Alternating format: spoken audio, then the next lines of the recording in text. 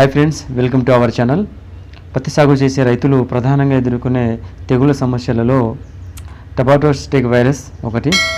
ఈ tobacco stick virus వ్యాప్తి, దాని యొక్క నివారణ గురించి తెలుసుకుందాం. అందుకని ముందు నా ఛానల్ ఎవరైనా ఫస్ట్ టైం చూస్తున్నట్లయితే లైక్ చేయండి, షేర్ చేయండి, సబ్స్క్రైబ్ చేసుకోండి. ఓకే ఫ్రెండ్స్, ఈరోజు వీడియోలో పత్తిని ఆశించేటటువంటి టొబాకో స్టిక్ వైరస్ గురించి తెలుసుకుందాం. ఈ టొబాకో స్టిక్ వైరస్ యొక్క లక్షణాలు చూసుకున్నట్లయితే, ఈ వైరస్ తెగుళ్ళు తామర పురుగుల ద్వారా పత్తిని ఆశిస్తుంది. వైరస్ సోకిన మొక్కల్లో కొమ్మ చివరి ఆకులు కొద్దిగా పసుపు వర్ణానికి మారి చిన్నవిగా ఉంటాయి. కొంత భాగం ఆకులు మాడిపోతాయి. కొత్తగా చిగురు కానీ పూత కానీ ఏర్పడదు. ఇవి లక్షణాలు మాత్రమే. ఈ టొబాకో స్టిక్ వైరస్ యొక్క వ్యాప్తి చూసుకున్నట్లయితే, ఈ టొబాకో స్టిక్ వైరస్ అనేది వయ్యారి బామ, గడ్డి చామంతి, ఉత్తరేణి మొదలగు కలుపు మొక్కల ద్వారా ఈ వైరస్ వ్యాప్తిస్తుంది.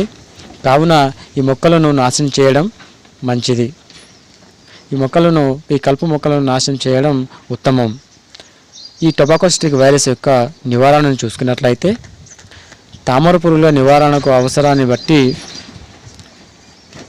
ఫిప్రోనిల్ 2 ml లేదా ఎఫిసెట్ 1.5 గ్రాములు లేదా థయోమిథాక్సమ్ 0.2 గ్రాములు, ఇమిడాక్లోప్రిడ్ 0.25 మిల్లీలీటర్ చొప్పున 1 లీటర్ నీటికి కలిపి వారం రోజు వ్యవధిలో 2 సార్లు పిచికారీ చేసుకోవాలి. ఈ పై మందులను వారం రోజులో 2 సార్లు పిచికారీ చేసుకోవడం ద్వారా ఈ టొబాకో స్టిక్ వైరస్ను సమర్థవంతంగా నివారించవచ్చు. ముఖ్య గమనిక: తెగుళ్లను ప్రథమ దశలో ఉన్నప్పుడే సిఫారసు చేయబడినటువంటి మందులను వాడి సమర్థవంతంగా నివారించుకోవచ్చు. పైన తెలిపినటువంటి మందులు టెక్నిక్స్ పేరు మాత్రమే చెప్పడం జరుగుతుంది. ఆ మందుల వివిధ కంపెనీలలో కంపెనీ పేర్లు వేరే విధంగా ఉండవచ్చు. రైతులు గమనించగలరు. ఇది ఈరోజు వీడియో. నా వీడియో కనుక మీకు నచ్చినట్లయితే లైక్ చేయండి, షేర్ చేయండి అండ్ సబ్స్క్రైబ్ చేయండి.